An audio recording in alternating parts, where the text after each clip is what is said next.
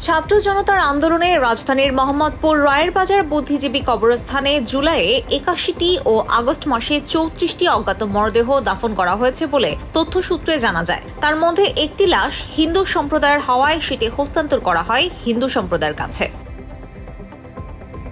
এ সম্পর্কে রায়ের বাজার কবরস্থানের মোহরার দায়িত্বে থাকা ফেরদৌসের সাথে দফায় দফায় যোগাযোগ করেও ক্যামেরার সামনে কথা বলানো সম্ভব হয়নি। ওয়ালাইকুম আসসালাম, সাহেব বলছেন? আমি সাংবাদিক জুনায়েদ হোসেন বলছিলাম। আচ্ছা, আপনার একটু সহযোগিতা চাচ্ছিলাম। সেই ব্যাপারটা হচ্ছে যে আপনাদের এই যে বুদ্ধিজীবী কবরস্থানে এই জুলাই মাস থেকে আগস্ট মাস পর্যন্ত যে বেওয়ারিশ হিসেবে যে লাশগুলোর সমাধি হয়েছে সেই বিষয়টা নিয়ে একটু কথা বলতে চাচ্ছিলাম। যদি আপনার একটু সহযোগিতা পেতাম তাহলে একটু ভালো হতো। জি জি, সরি, গুলশান 2। আচ্ছা, আপনি যেহেতু আজকে ডিউটিতে আছেন, আমি আপনার একটা সাক্ষাৎকার নেই? না, সাক্ষাৎকার আমি গুলশান 2 যান, যা লাগে এই যে রব্বানী ভাইয়ের সাথে আপনি একটু কথা বলুন তাহলে। হ্যালো রব্বানী ভাই, হ্যালো। ওই যে জুলাই মাসে কয়জন হয়েছে ওইটা জানবে, তাই তো বলে দিন। আচ্ছা, জানা যায় রায়ের বাজার বুদ্ধিজীবী কবরস্থানে অজ্ঞাত মরদেহ দাফন করা হয়েছে জুলাই ও আগস্ট মাসে মোট ১১৫টি। এসব মরদেহের মধ্যে ২২ জুলাই ১১টি, ২৩ জুলাই ১টি, ২৪ জুলাই ৯টি, ২৫ জুলাই ৩টি, ২৭ জুলাই ৭টি, ২৮ জুলাই ১১টি, ২৯ জুলাই ১টি ও ৩১ জুলাই ৩টি মরদেহ দাফন করেছে।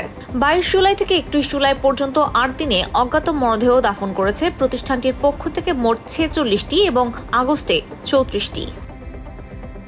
সব তারিখের লাশ আমাদের মনে না। জুলাইয়ের ১ তারিখ থেকে জুলাইয়ের ৩১ তারিখ ৮১টা লাশ আসছে। আগস্টের ১ তারিখ থেকে আগস্টের ৩১ তারিখ ৩৩টা লাশ আসছে। দাফন এইভাবে হয়েছে। আর জানাজা আমি পড়িয়েছি, আমার যিনি হেড আছে উনি পড়াইছে, এইভাবে দুইজন আর কি ভাগে ভাগে পড়াইছে। খাতাটা তো স্যারের কাছে, খাতাটা যদি আমি এখন বাইর করার মতো এখতিয়ার তো আমি রাখি না, না হয় আপনাকে স্যার আসতেছে, আসলে পরে খাতা দেওয়া যাবে। আঞ্জুমান মুফিদুল ইসলামের তথ্য মতে যেসব মরদেহ সংগ্রহ করেছে তা মূলত ঢাকা মেডিকেল কলেজ হাসপাতাল, মিডফোর্ড মেডিকেল কলেজ হাসপাতাল, শহীদ তাজউদ্দিন মেডিকেল কলেজ হাসপাতাল, সোহরাওয়ার্দী মেডিকেল কলেজ হাসপাতাল ও কমলাপুর রেলওয়ে থানা থেকে সংগ্রহকৃত মরদেহ। এই বিষয়ে আঞ্জুমান মুফিদুল ইসলামে কর্মরত থাকা মরদেহ হস্তান্তরকারী কামরুল আহমেদের সাথে যোগাযোগ করা হলে তিনি ক্যামেরার সামনে কথা বলতে রাজি না হলেও একটি অজ্ঞাতনামা মরদেহের তালিকা প্রদান করেন বাংলা এডিশনের প্রতিবেদককে। তবে তালিকায় থাকা মরদেহের ছবি চাইলে তা দিতে রাজি হননি কামরুল আহমেদ। আপনাদের কাছে যে লাশগুলোর লিস্ট আমাকে দিয়েছেন সেগুলোর এই যে ছবিগুলো কি আমাকে একটু দেওয়া যেতে পারে? ছবিগুলো টাঙানো আছে, আমরা প্যাকেজ থেকে তুলতে পারেন, ওই যে বাইরে টাঙানো। আচ্ছা আচ্ছা, ও যেখানে টাঙানো আছে এগুলাই এই ছবি না? হ্যাঁ, এগুলো আগে লেখা আছে নিচে, একটা হচ্ছে ৮০টা ছবি জুলাই মাসে আর ওই পাশে ৩৪টা ছবি অগস্ট মাসে।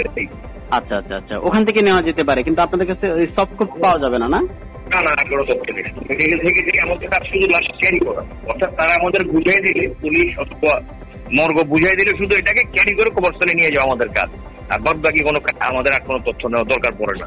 বলছিলাম যে লাশগুলো যে মেডিকেল থেকে আপনারা রিসিভ করেছেন, ওই লাশগুলো কোথা থেকে ওই হসপিটালে গিয়েছে এরকম কোন লোকের অ্যাড্রেস? না, এগুলো পুলিশের কাছ থেকে, থানা থেকে আসে, থানার কাগজ থাকে, থানা থেকে এগুলো।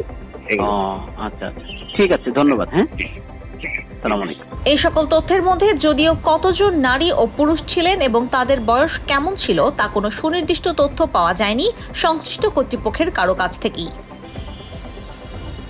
আয়শা হাসান, বাংলা এডিশন, ঢাকা।